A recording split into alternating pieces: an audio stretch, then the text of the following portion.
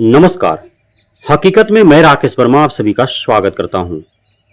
भारत में जब से बाबा साहेब भीमराव अंबेडकर के द्वारा ओबीसी एससी एसटी वर्ग के कल्याण हेतु आरक्षण का प्रावधान किया है, तब से अब तक आरक्षण को लेकर के कई विचारधारा तैरते हुए देखे जाते हैं।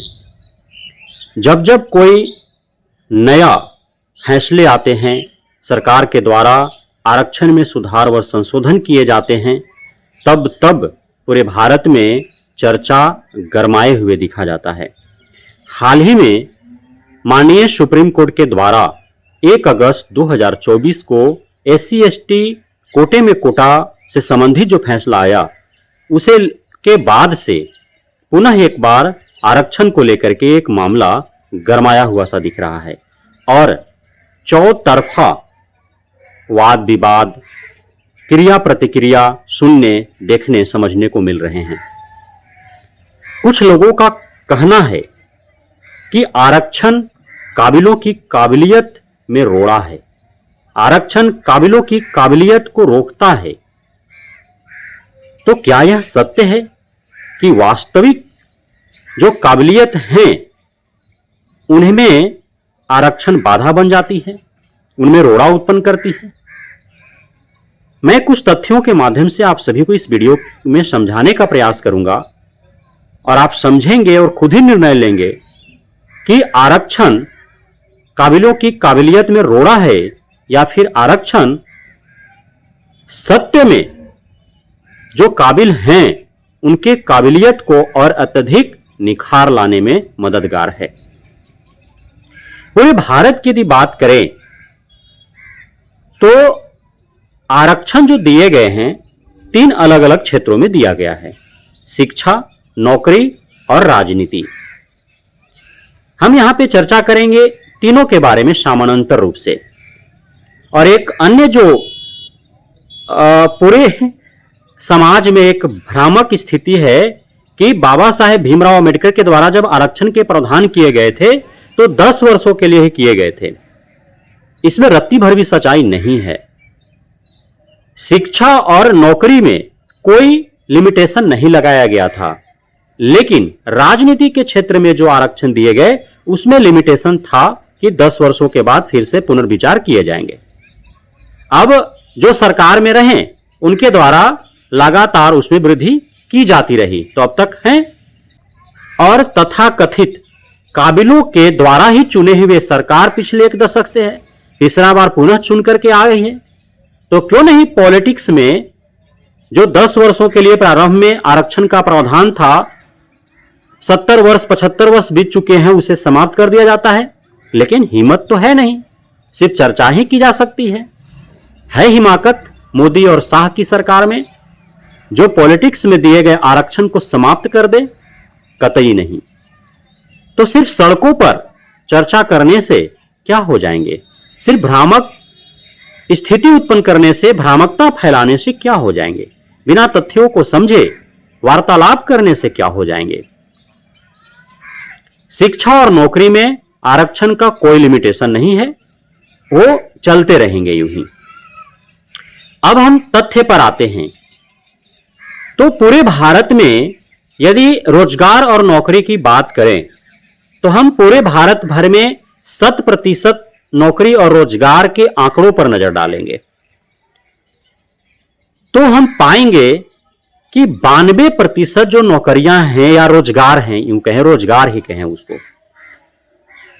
तो वह असंगठित संस्थानों में है। असंगठित संस्थानों कहने का मतलब है कि जो चौक चौराहे पर, गली मोहल्ले में या फिर जो फुटपाथों पर रेड़ियां लगाए जाते हैं, ठेले लगाए जाते हैं, छोटे मोटे दुकान जो हैं, फेरी वाले जो हैं, गोलगप्पे बेचे जाते हैं, फास्ट फूड बेचे जाते हैं, फल सब्जियां बेची जाती हैं, कपड़े जो बेचे जाते हैं,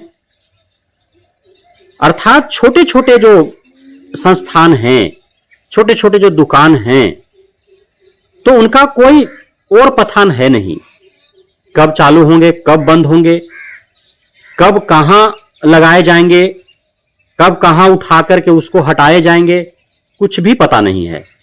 तो इस प्रकार के जो रोजगार हैं, जिसमें माननीय प्रधानमंत्री के द्वारा भी इसको बढ़ावा दिया गया था और कहा गया था कि पकौड़ा तलना, पकौड़ा बेचना भी एक रोजगार है, जिस पर काफी विवाद हुए थे।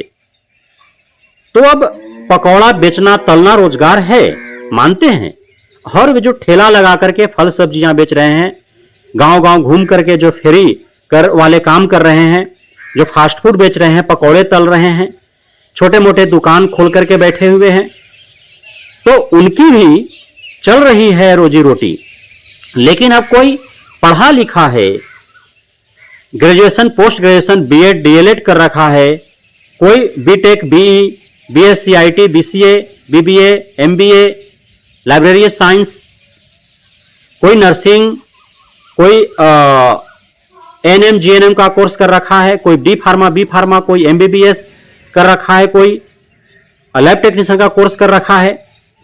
यानी कि कोई भी सामान्य सा कोई उच्चतम शिक्षा प्राप्त किया है या फिर कोई वोकेशनल, प्रोफेशनल, टेक्निकल कोर्स कर रखा है, और वो आकर के पकौड़ा तले, ठेला पर सब्जी बेचे, यदि वह फल बेचे, ठेला लगा करके, वह गली मोहल्लों, चौक चौराहे, फुटपाथों पर दुकान लगाए, वह फेरी वाला कार्य करे, तो शोभा तो नहीं देगा।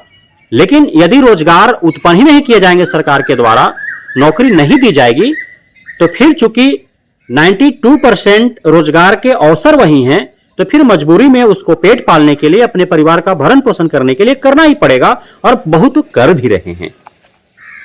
उसके बाद 6% जो रोजगार हैं वह संगठित वैसे क्षेत्रों में हैं जो निजी है, प्राइवेट सेक्टर में है। अर्थात 98% जिस पर सरकार का कोई प्रत्यक्ष रूप से आधिपत्य नहीं है, अर्थात वहां पे सरकारी नियम, कायदे, आरक्षण का लागू नहीं हो पाता है। 2% ही महज रोजगार और नौकरी जो है वो सरकार के अधीन है, सरकारी विभागों में है, सरकारी संस्थानों में है, और वहां पे आरक्षण का प्रावधान है। उसमें भी महज 0.2% ही अब तक भरे जा सके हैं रिक्तियां, और उसमें भी आधे आरक्षित, आधे अनारक्षित हैं। मतलब साफ है कि 99% जो रोजगार और पेशा के अवसर हैं वे खुल्लम खुल्ला है, कोई आरक्षण नहीं है। 1% रोजगार और नौकरी का जो अवसर है वहीं पे आरक्षण है। तो फिर काबिलों की काबिलियत रोका कैसे जा रहा है, कौन रोक रहा है और कहां रोक रहा है, यह सोचने और समझने वाली बात है। अब काबिलों की काबिलियत जो रोकने वाली राग अलापने जैसी बात है काबिलों के द्वारा, तथाकथित काबिलों के द्वारा, उसमें कुछ ऐसे बू आते हैं जिससे प्रतीत होता है कि वे वही पुनः सामाजिक ढांचा चाहते हैं जो आजादी से पूर्व कालांतर तक रहे हैं और अभी भी भारत में अंशात्मक रूप से देखे जाते हैं। सर्वाधिक आपको मिल जाएंगे बिहार, यूपी, राजस्थान, हरियाणा जैसे क्षेत्रों में आपको मिल जाएंगे, जहां पे आजादी से पूर्व सदियों तक जो जातीय ढांचा एक रहा है वही पुनः जो है आरक्षण को समाप्त करके और उस प्रकार के विचारधारा और मनसा वाले लोगों पुनः लागू करना चाहते हैं। इस वजह से उनका यह राग है। क्योंकि आजादी से पूर्व जब आरक्षण लागू नहीं हुए थे तब तक और कहीं कहीं अब तक, क्योंकि समाज अब तक पूर्णतः जागरूक नहीं हो पाया है, सभी को शिक्षा प्राप्त नहीं हो पाए हैं, सभी अभी स्कूल तक पहुंच नहीं पाए हैं, तो उनको ज्ञान ही नहीं है आरक्षण है क्या, उसका लाभ कैसे, कब मिलेंगे, किसे मिलेंगे। और सामाजिक जो ढांचा है काल कालांतर का, सदियों सदियों का, अभी मन मस्तिष्क में बहुतों का बैठा हुआ है, उसी के अनुरूप वे अभी पल बढ़ रहे हैं, जी रहे हैं। तो एक समाज में जो विचारधारा थी कि शास्त्र पढ़ने का अधिकार ब्राह्मणों को है, शस्त्र उठाने शासन करने का अधिकार क्षत्रियों को है, रोजगार कारोबार व्यापार व्यवसाय करने का अधिकार जो है वह वैश्यों का है। और जो शूद्र हैं आज के एससी एसटी, उन्हें के अंदर कोई काबिलियत नहीं है। वे न तो शास्त्र पढ़ सकते हैं, न शस्त्र उठा सकते हैं, न शासन कर सकते हैं, और न ही वे रोजगार कारोबार व्यापार व्यवसाय कर सकते हैं। और कालांतर तक यूं ही वे जीते रहे इसी मानसिकता में, और उन्हें जीने के लिए मजबूर भी किया जाता रहा। आप इतिहास उठा करके देखेंगे या फिर महाभारत में भी आपने देखा होगा ऐसा दृश्य कि जब शूद्रों के द्वारा शस्त्र उठाया गया तो उसका विरोध अच्छे अच्छे बुद्धिजीवी वर्गों के द्वारा किया गया। जब शूद्रों के द्वारा शास्त्र अध्ययन करने की प्रयास की गई तो बड़े बड़े विद्वानों के द्वारा उसका विरोध किया गया। तो वे किए जाते रहे हैं कि नहीं, पुजारी तुम नहीं बन सकते, वेद पुराण तुम नहीं पढ़ सकते, तुम घोड़ा नहीं चढ़ सकते, तुम मुछ नहीं रख सकते, तुम सार्वजनिक चापाकलों कुओं से पानी नहीं भर सकते पी सकते, तुम हमारे घर के इर्द गिर्द नहीं विचरण कर सकते। इस प्रकार की मानसिकता वाले लोग आज भी हमारे समाज में हैं। और आज भी छुआछूत भेदभाव उच्च नीच का जो प्रवृत्ति है वह उत्थान पर है, वह प्रबल है। आज भी पढ़े लिखे उच्च शिक्षा प्राप्त अच्छे अच्छे बुद्धिजीवी ज्ञानी बड़े बड़े पदों पर पदासीन लोगों के द्वारा इस प्रकार के छुआछूत भेदभाव उच्च नीच का प्रवृत्ति अपनाए जा रहे हैं और उसको व्यवहार में लाया जा रहा है, देखा जा रहा है। तो जब बाबा साहेब भीमराव अंबेडकर के द्वारा इन शूद्रों को शास्त्र पढ़ने का अधिकार दिया गया, जब इन शूद्रों को शस्त्र उठाने शासन करने का अधिकार दिया गया, जब इन शूद्रों को रोजगार कारोबार व्यापार व्यवसाय करने का अधिकार दिया गया, तब चूंकि जो दम घुट रही थी काबिलियत, जिन काबिलियतों को काल कालांतर तक सदियों से दबा करके रखा गया था, जब उनमें निखार आने लगा तब तथाकथित काबिलों की काबिलियत पर प्रहार सा दिखने लगा। और वे अब राग आलाप रहे हैं कि आरक्षण काबिलों की काबिलियत में रोड़ा है और वे तथाकथित काबिल हैं। सच तो यह है कि तथाकथित काबिलों के अंदर काबिलियत है ही नहीं। उनके अंदर यदि काबिलियत होती तो आज एकाएक आरक्षण लागू होने के उपरांत काबिलियत उनमें जन्म नहीं ले लेती। उनके पूर्वजों में भी तथाकथित काबिलियत होंगी, लेकिन बावजूद इसके आज तथाकथित काबिलों की काबिलियत है, उनके पूर्वजों में काबिलियत रहने के उपरांत भी 800 वर्षों तक मुगलों के गुलाम रहा भारत, 200 वर्षों तक अंग्रेजों का गुलाम रहा भारत। चाहे मुगल हो या फिर अंग्रेज हो, उनके जो भी सेना में थे, जो भी उनके कर्मचारी थे, जो भी मंत्री संतरी थे, वे सारे तथाकथित काबिलों के ही पूर्वज थे। लेकिन उनकी काबिलियत किसके अधीन था? भारत क्यों पिछले 1000 वर्षों तक मुगलों और अंग्रेजों का गुलाम रहा और हमारे सोने सी चिड़िया जैसी भारत का पंख जो सोना का लगा हुआ था वो नोच नोच करके, और आज सिर्फ एक पीड़ित पंछी के समान भारत रह गया है। आखिर क्यों? आजादी के बाद की यदि बात करें तो आजादी से अब तक केंद्र से लेकर के राज्यों तक के मंत्रालयों में सर्वाधिक मंत्री तथाकथित काबिल ही रहे हैं। उन मंत्रियों के जो सलाहकार रहे हैं, जो सचिव रहे हैं, प्रधानमंत्री से लेकर के और विभिन्न राज्यों के मुख्यमंत्रियों तक के जो सचिव सलाहकार रहे हैं, अलग अलग सरकारों में जो सचिव और सलाहकार रहे हैं, केंद्र से राज्य तक के विभिन्न विभागों के जो सचिव और सलाहकार रहे हैं, वे सभी तथाकथित काबिल ही रहे हैं। आजादी से अब तक आईएएस आईपीएस अधिकांशतः तथाकथित काबिल ही रहे हैं।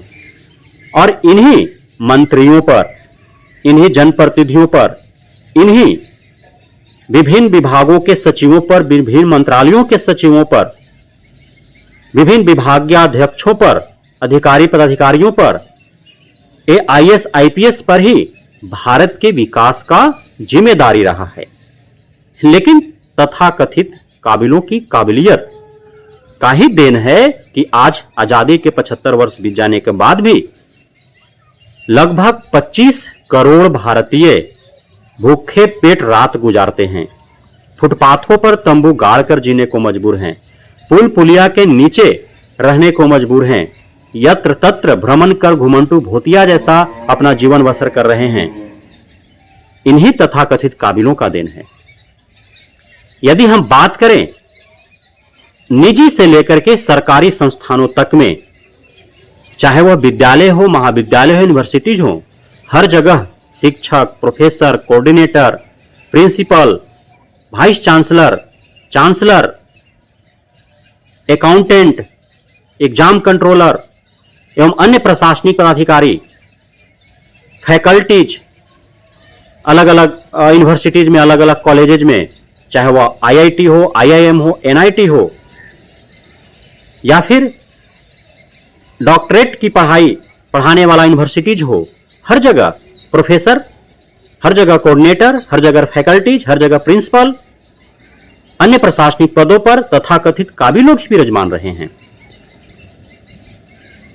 आप विभिन्न थानों के दरोगा पर नजर उठा करके प्रारंभ से अब तक देखें, आप सेना में जो सेना प्रमुख हैं उन पर आप नजरें उठा करके देखें, आप विभिन्न विभागों के, विभिन्न सरकारों के जो सलाहकार हैं, सचिव हैं, अधिकारी पदाधिकारी नीचे से ऊपर तक हैं, उन पे आप नजरें उठा करके देखें।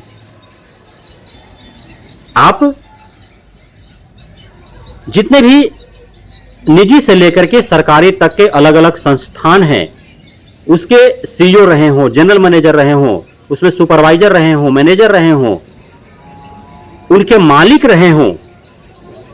सरकारी के मालिक सरकार है, लेकिन उसमें उस संस्था को चलाने वाला जो चीफ एग्जीक्यूटिव होता है एवं जो निजी संस्थान है उसको चलाने वाले जितने भी प्रबंधक हैं वो सारे तथाकथित काबिल ही रहे हैं।